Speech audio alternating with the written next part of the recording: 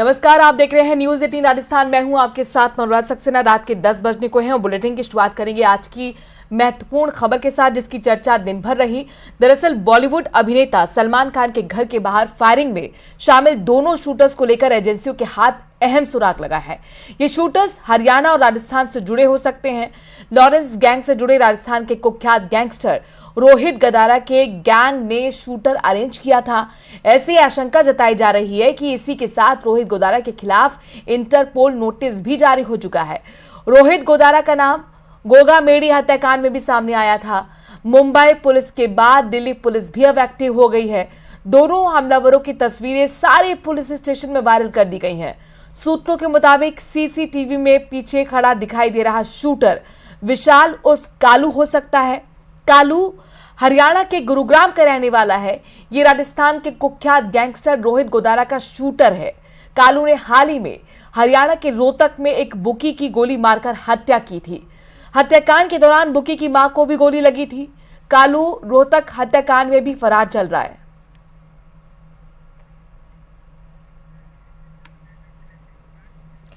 वहीं इस बीच एक और बड़ी खबर यह है कि सलमान के घर पर फायरिंग के मामले में जांच अब क्राइम ब्रांच करेगी। फायरिंग का यह मामला जिसे मुंबई क्राइम ब्रांच को सौंप दिया गया है, ट्रांसफर कर दिया गया है। आपको बता दें कि 15 सदस्यीय टीम अभी पुलिस की तरफ से बनाई गई थी, लेकिन अब यह खबर मिल रही है कि सलमान खान के घर पर जो फायरिंग हुई, इस मामले को अब क्राइम ब्रांच देखेगी। फायरिंग के पूरे मामले को मुंबई क्राइम ब्रांच को ट्रांसफर कर दिया गया है। इसकी संवेदनशीलता और गंभीरता को देखते हुए अब मुंबई क्राइम ब्रांच फायरिंग के मामले की जांच पड़ताल करेगी, क्योंकि एजेंसियों को कई अहम सुराग मिले हैं। माना जा रहा है कि इसके तार रोहित गदारा से हो सकते हैं जुड़े हुए, क्योंकि रोहित गदारा का जो शूटर है कालू, उसकी तस्वीर सामने आई है। ये जो हमलावर जो है उनमें से हरियाणा का एक शख्स बताया जा रहा है, जो कि रोहित गदारा के लिए काम करता है, और राजस्थान से ये कनेक्शन, चूंकि रोहित गदारा जो गैंगस्टर है, बड़ा गैंगस्टर, वो राजस्थान से ही ताल्लुक रखता है।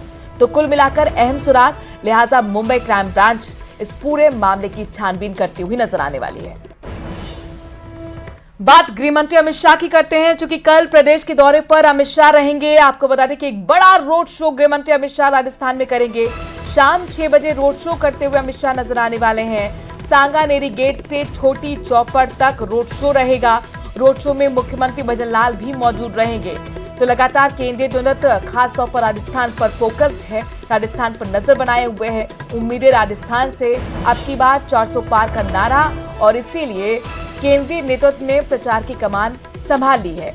अमित शाह का ये दूसरा दौरा कहा जा सकता है, और यहां पर जयपुर में एक बड़ा रोड शो करते हुए अमित शाह नजर आने वाले हैं। शाम 6 बजे जयपुर में रोड शो होगा, और देखिए सांगानेरी गेट से लेकर छोटी चौपड़ तक रोड शो किया जाएगा। इस रोड शो में मुख्यमंत्री भजन लाल भी शामिल होंगे। इससे पहले प्रधानमंत्री नरेंद्र मोदी भी राजस्थान के अंदर रोड शो कर चुके हैं, और अब गृह मंत्री अमित शाह भी जयपुर कल आ रहे हैं। शाम 6 बजे एक भव्य और बड़ा रोड शो गृह मंत्री करते हुए जनता के बीच पहुंचेंगे और बीजेपी के समर्थन में वोट की अपील करेंगे। तो कल प्रदेश के दौरे पर रहेंगे अमित शाह, और इस बीच अपने दर्शकों को बता दें कि कल राजस्थान के लिए अहम खास दिन इसलिए भी है चूंकि अमित शाह रोड शो करेंगे, तो दूसरी तरफ प्रियंका गांधी भी अलवर में रोड शो करती हुई नजर आएंगी। कंपनी बाग स्थित शहीद स्मारक से रोड शो शुरू होगा। शहर में होता हुआ भगत सिंह सर्किल पहुंचेगा। जगह जगह प्रियंका गांधी का भव्य स्वागत कार्यकर्ता करते हुए नजर आएंगे। इस बीच इस रोड शो में पूर्व मुख्यमंत्री अशोक गहलोत मौजूद रहेंगे, और कांग्रेस के तमाम बड़े नेता भी इस रोड शो का हिस्सा बनेंगे। तो देखिए, चाहे बीजेपी हो या फिर कांग्रेस, ताबड़तोड़ चुनाव प्रचार कैंपेन को धार देने के लिए प्रियंका गांधी कल अलवर पहुंच रही हैं, जहां पर उनका रोड शो होगा। कंपनी बाग स्थित शहीद स्मारक से शुरू होकर भगत सिंह सर्किल पहुंचेगा, और प्रियंका गांधी का इस बीच रोड शो के दौरान भव्य स्वागत करते हुए कार्यकर्ता नजर आएंगे। पूर्व मुख्यमंत्री अशोक गहलोत इस रोड शो का हिस्सा होंगे। वहीं लोकसभा चुनाव से पहले पेपर लीक का मुद्दा लगातार गर्माता जा रहा है। पेपर लीक को लेकर मुख्यमंत्री भजन लाल शर्मा ने एक बार फिर बड़ा बयान दिया है। उन्होंने धौलपुर के सैपऊ में जनसभा में कहा कि पेपर लीक के दोषियों को जेल भेज दिया जाएगा। 90 हो रहे हैं, धीरे धीरे 100 भी होंगे। लेकिन ये तो वो थे जिन्होंने नकल की थी। लेकिन अभी शोरूम वाले बाकी है ना, अभी शोरूम वाले बाकी है ना, उनको पकड़ना है कि नहीं पकड़ना है बताइए, उनको अंदर करना है कि नहीं करना है। अरे मैं कहता हूं आपसे, इन्होंने जो मुल्क का मालिक था उसको इन्होंने भिखारी बना दिया। ये मेरे किसान भाइयों, मजदूर भाइयों, आप इस मेरे मुल्क के मालिक हो, आप इस देश को चलाते हो, देश का काम आप करते हो। लेकिन जिस तरह के लोग आते हैं, मैं आपसे वादा करना चाहता हूं, एक एक को नहीं छोड़ेंगे। जो है उनको सबको सलाखों के बीच में डालने का काम ये सरकार करेगी। प्रदेश में जिलों की 17 नए जिले बनने के बाद जिलों की संख्या 50 हो गई है, लेकिन अभी तक राज्य के खेल संघों ने नए जिलों का गठन नहीं किया है। राज्य में चुनावी आचार संहिता होने के कारण कई कार्य अटके पड़े हैं। खेल संघों ने सरकार को इस ओर ध्यान दिलाया कि केंद्रीय खेल मंत्रालय के नियमों को पूरा करने के लिए प्रदेश के जिलों के मुताबिक खेलों में भी जिला कार्यकारिणी के गठन को भी मंजूरी दी जानी चाहिए, ताकि सभी जिलों में खेल संघों की कार्यकारिणी बन सके और खेल संघों का विस्तार हो सके।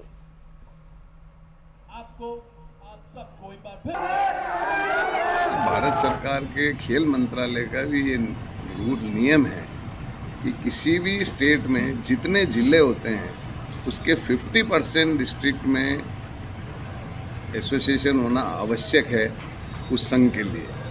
तो 50 जिले राजस्थान में बन गए हैं। हमारे यहाँ भी राजस्थान तैराकी संघ में अभी 19 जिले पंजीकृत हैं। तो पुराने हिसाब से तो ये ठीक थे, पर अब कम से कम 25 जिलों में एसोसिएशन होना आवश्यक है। पर अभी चूँकि जिलों में रजिस्ट्रार नहीं लगे हैं, इसलिए सरकार ने रोक लगा रखी है नए जिलों में संघ की मान्यता पे। जैसे ये रोक हटेगी और हम बाकी जिलों में भी एसोसिएशनों का फॉर्मेशन करेंगे। अभी जो असमंजस की स्थिति बनी हुई है राजस्थान सरकार में, खेल एक्ट जो अभी नया आया है खेल कोड, उसके हिसाब से 50% जिले रजिस्ट्रेशन होने ज़रूरी है। लेकिन सरकार ने अभी जो 50 जिले बना दिए, पहले जो 30 जिले उसमें तो रजिस्ट्रेशन हो रहे थे, लेकिन अभी 50 जिले बना दिए उसमें रजिस्ट्रेशन नहीं हो रहे। तो सरकार और राज्य क्रीड़ा परिषद को ध्यान देना चाहिए कि इन जिलों में भी रजिस्ट्रेशन खोले, ताकि खेल कोड के हिसाब से 50% जिले राज्य खेल संघों को रजिस्ट्रेशन करना जरूरी है। इस हिसाब से सरकार को चुनाव के तुरंत बाद ध्यान देना चाहिए। बात बीजेपी की करते हैं, चूंकि आज बीजेपी ने प्रधानमंत्री नरेंद्र मोदी के हाथों अपना घोषणा पत्र जारी कर दिया। बीजेपी ने अपने घोषणा पत्र में विकसित भारत के संकल्प को दोहराया है, लेकिन कांग्रेस इसे झूठ का पुलिंदा बता रही है।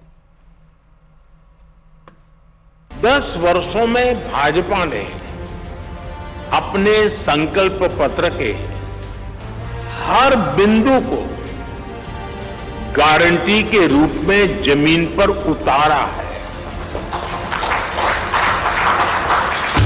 बीजेपी ने लोकसभा चुनाव के लिए रविवार को अपना संकल्प पत्र जारी कर दिया।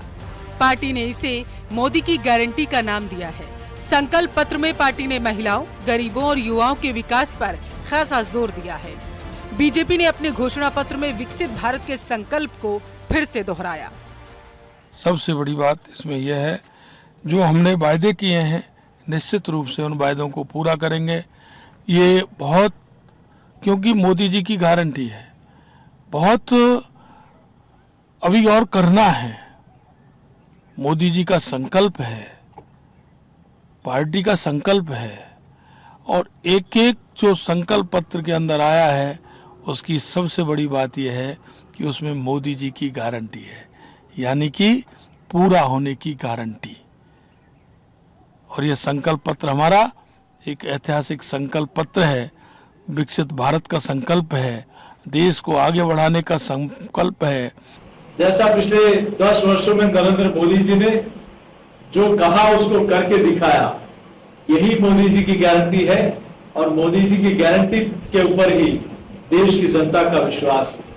5 वर्षों तक मुफ्त में राशन, गैस कनेक्शन और पीएम सूर्यघर से जीरो बिजली का सपना, ये निश्चित रूप से भारतीय जनता पार्टी के संकल्प पत्र में है, जो निश्चित रूप से फिर एक बार मोदी जी की गारंटी को साकार करने वाली है। और इसमें एक संकल्प लिया है कि नारी वंदन, नारी का सम्मान और नारी को ऊपर उठाने के लिए नरेंद्र जी मोदी महिला सशक्तिकरण के लिए हमेशा प्रयासरत रहे हैं। और उसी क्रम में अगर देश में सबसे ज़्यादा सम्मान महिलाओं का हुआ है तो वो नरेंद्र जी मोदी के कार्यकाल में हुआ है। एक और जहां बीजेपी अपने घोषणा पत्र को विकसित भारत का रोड मैप बता रही, तो वहीं कांग्रेस इसे गंभीरता से लेती नजर नहीं आ रही। प्रदेश के पूर्व मुख्यमंत्री अशोक गहलोत ने निशाना साधते हुए कहा कि 2014 और 2019 में जो स्थितियां थीं, वो अब बदल गई हैं। जो भी वादे किए गए थे वे वादे ही धरे रह गए। तो 14-19 में जो माहौल था वो स्थिति रही नहीं हम लोगों की। अब जो वादे करते करते निभाया नहीं, काला धन लेके आएंगे, 15 लाख रुपए खाते में डाल देंगे, किसानों की आमदनी दुगनी कर देंगे, लोकपाल लेके आएंगे, क्या क्या नहीं कहा गया, वो तमाम वादे रह गए हैं। भारतीय जनता पार्टी का लोकसभा के चुनाव में जो घोषणा पत्र है वो झूठ और असत्य का पुलिंदा है। पहले भी उन्होंने किसानों को एमएसपी देने का वादा किया था, वो आज तक नहीं कर पाए। किसान की आय दुगनी करने का भाषण दिया था, वो आज तक नहीं कर पाए। 2 करोड़ लोगों को प्रतिवर्ष रोजगार देने का वादा किया था, वो आज तक नहीं कर पाए। बीजेपी से पहले कांग्रेस ने 5 अप्रैल को अपना घोषणा पत्र जारी किया था और इसे न्याय पत्र का नाम दिया। एक और जहां बीजेपी ने अपने घोषणा पत्र में पुरानी योजनाओं को जारी रखने और उनका दायरा बढ़ाने, 2047 तक विकसित भारत बनाने समेत कई बड़े वादे किए, तो वहीं दूसरी ओर कांग्रेस ने अपने न्याय पत्र में सामाजिक न्याय के साथ युवाओं, महिलाओं और किसानों को केंद्र में रखकर कई बड़े वादे किए। चुनावी मौसम में वादों की बारिश से जनता का समर्थन जुटाने की भरपूर कोशिश की जा रही। किसके वादे पर जनता एतबार की मुहर लगाती है, ये जानने के लिए हमें 4 जून का इंतजार करना होगा। Bureau report, news 18, Rajasthan. और इसी खबर के साथ एक छोटे से ब्रेक के लिए यहाँ पर रुक रहे हैं। जल्द हाजिर होते हैं कुछ और खबरों के साथ।